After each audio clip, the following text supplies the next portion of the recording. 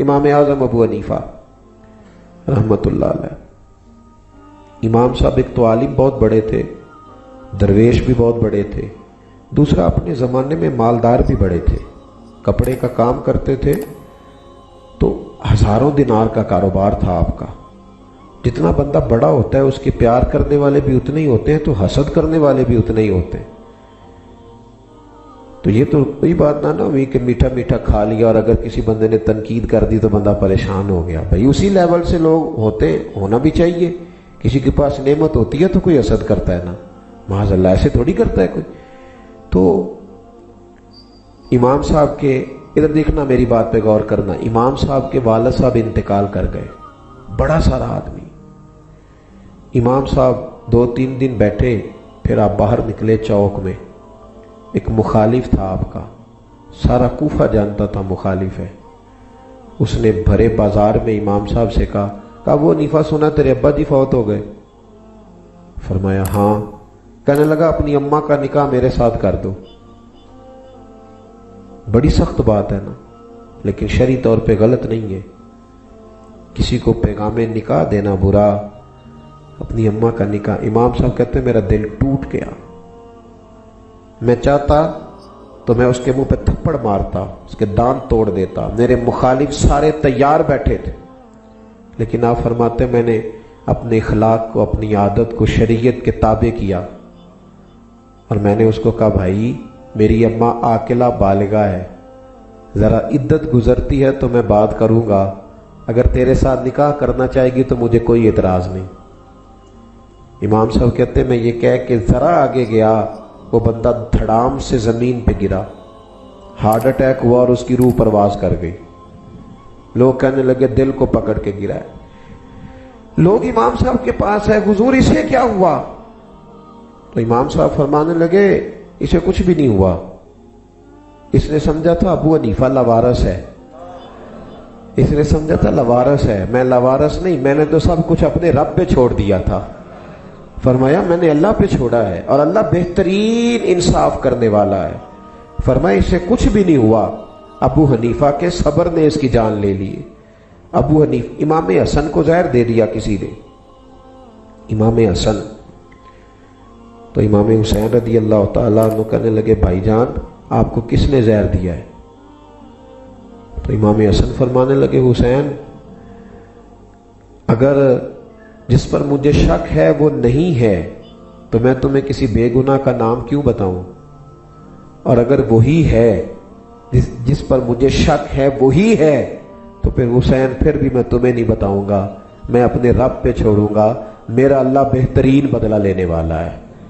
پھر بھی میں اللہ، یار کچھ چیزیں چھوڑ دیں، اللہ پہ چھوڑ دیں۔ آپ یقین کریں عزتیں بھی اللہ ہی دیتا ہے، عزتیں بھی، رزق بھی اللہ ہی دیتا ہے، نوازنے والا بھی اللہ ہی ہے۔ چھوڑ دیں، آپ نے ضرور بدلہ لینا ہے، کچھ تو چھوڑے نا رب کریم پہ، کچھ تو خیال پر چھوڑیں کچھ دیر کے لیے۔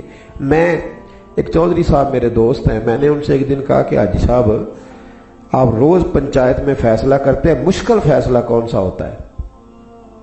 مشکل فیصلہ کون سا؟ تو کہنے لگے جو بندہ آ کے کہتا ہے نا چودھری صاحب جے دل جے کر چھڈو میں تہاڈی نہیں موڑ سکتا، کہندے وہ دا فیصلہ بڑا اوکھا ہو جاتا میرے واسطے، اس نے تو مجھ پہ ہی ڈال دیا ہے۔ کچھ کہتے نہیں چل سر اس طرح کر کے کرنا، یہ میرے حق میں کرنا، کچھ کہتے ہیں جس طرح دل کرے کر دے، آپ کی نہیں میں بات ٹال سکتا، کہتے اس بندے کا فیصلہ مشکل ہو جاتا ہے۔ انہوں نے مجھے بات سنائی تو میں سوچ میں پڑ گیا، کہنے لگے پیر صاحب آپ کیا سوچ رہے ہیں؟ تو میں نے کہا میں یہ سوچ رہا ہوں کہ بندہ بندے پہ ڈال دے، بندہ بندے پہ ڈال دے تو بندہ اس کا نقصان نہیں کرتا، تو اگر بندہ اللہ پہ ڈال دے، اگر کہ یا اللہ جس طرح تیرا دل کرے میرے ساتھ کر۔ لیکن ہمارے ہاں ہماری عادت یہ کہ ہم نہیں ختم کرنا ہے، ساری مصیبت گلے، ہر بندے سے پوچھو کیا حال ہے، کہتا بڑا پریشان ہوں، تو ٹھیک ہے اگر پریشانی سے مسئلے حل ہوتے ہیں تو رہا کرو 24 گھنٹے پریشان، کھل کے پریشان۔ اب ارادہ بن گیا کہ چھوڑوں بستام، تو میں بستام سے دور چلا گیا جہاں لوگ مجھے جانتے نہیں تھے، ایک مسجد میں اعتکاف کا پروگرام ہے، یکم رمضان ہی وہاں چلا گیا۔ کہتے ہیں پہلے دن گیا تو نمازی پوچھنے لگے بابا کدھر سے آئے ہو؟ میں نے کہا میں دور سے آیا ہوں، یہاں اعتکاف کرنا ہے۔ کہنے لگے روٹی کہاں سے کھاؤ گے؟ میں نے کہا اللہ دے گا۔ کہنے لگے اللہ تو دے گا پر کس طرح؟ تو میں نے کہا بھائی اللہ وسیلے کو پسند کرتا ہے پر وسیلے کا محتاج تو نہیں نا. وہ کہتا ہے وَيَرْزُقْهُ مِنْ حَيْثُ لَا يَحْتَسِبُ, میں تمہیں وہاں سے دوں گا جہاں سے تمہارا گمان بھی نہیں گیا ہوگا. تو وہ دے دے گا. کہنے لگا جی وہ تو ٹھیک ہے پر کیسے؟ کہتے ہیں میں 2 کو بھی سمجھایا. اگلا دن آیا تو 2 نمازی اور پوچھنے لگ گئے بابا روٹی کہاں سے کھاتے ہو؟ تو میں نے کہا اللہ دیتا ہے. کہتے پر کیسے؟ اگلے دن پھر کہتے میں تنگ آ گیا نمازیوں سے. یہ رمضان شریف سے پہلے نا مجھے ایک نوجوان نے رکا دیا جمعے میں. رمضان سے پہلے جو جمعہ تھا نا مجھے ایک بچے نے رکا دیا. کہنے لگا حضرت جی یہ پکے نمازیوں سے ذرا گزارش کرنا کہ کچوں کو بھی مسجد میں داخل ہونے کی اجازت دے دیں.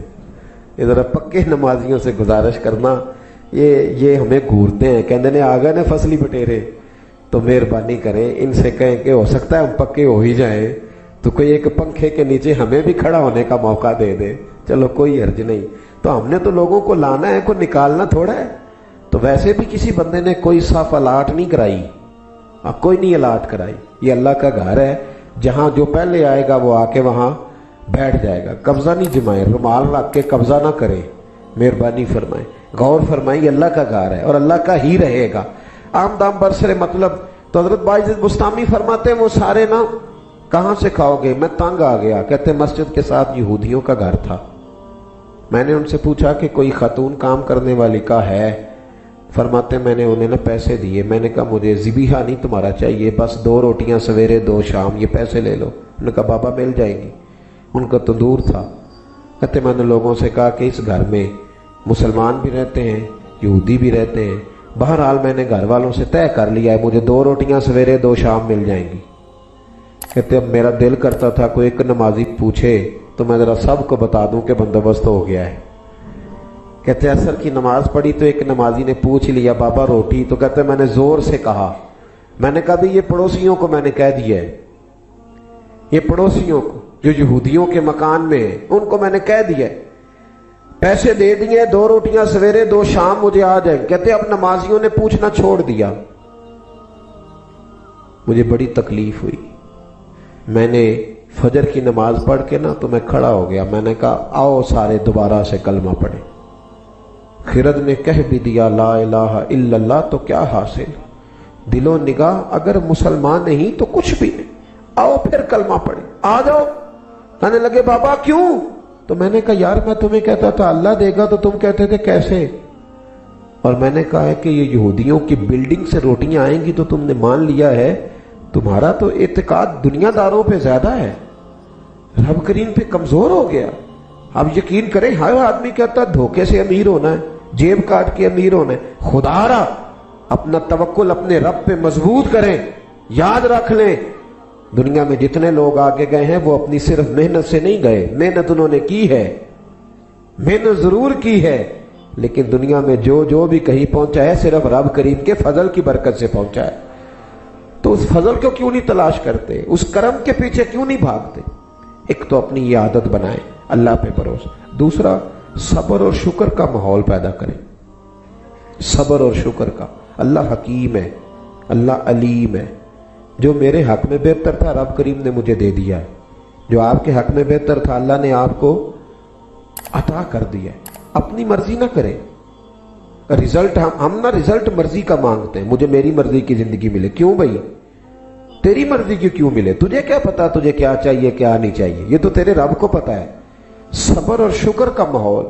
ہمیں پوچھتا ہے نا کہ بندہ طبیعت کیسی ہے, تو 360 ہڈیاں ہوتی ہیں وجود میں. کسی نے پوچھا حال کیا ہے, تو کہتا ہے یہ گھٹنے میں بڑی درد ہے. او بھائی باقی 359 صحیح ہیں, ان کا بھی تو ذکر کرتا. ایک کا ہی ذکر کرنا جس میں درد ہو رہی ہے, ایک کا ہی. طبیعت کیسی ہے؟ کہتے ہیں سارا کچھ صحیح ہے, چھوٹا بیٹا کہیں کام پہ لگ جائے نا تو میں بچ جاؤں. او خدا کے بندے باقی سارے لگے ہوئے ہیں نا, ان کا بھی تو ذکر کرنا. باقی سارے مسئلے ایک کا ہی صرف